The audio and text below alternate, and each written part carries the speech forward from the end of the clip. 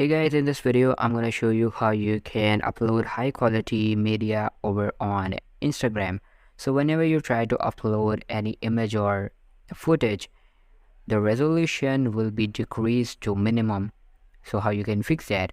The first thing you need to require is to make the application to its latest version, because sometimes the reason behind these bugs or errors and the missing features is the update. So try to update the application to its latest version. And after that, in your profile, click on the three horizontal lines in the upper right corner and head to settings. And now you have to go to account, and from here you have to go to cellular data use.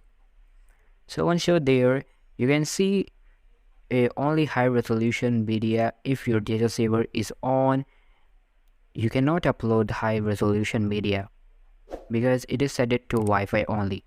So make sure that your data saver must be turned off in order to upload high quality media, and then turn on upload at highest quality, so that whenever you try to upload any footage and image, it will be uploaded at highest quality. So this is basically how you can fix the image and footage resolution over on Instagram. So make sure to give this video a huge thumbs up, subscribe to our channel. I'll be meeting you in the next one. See you soon. Bye.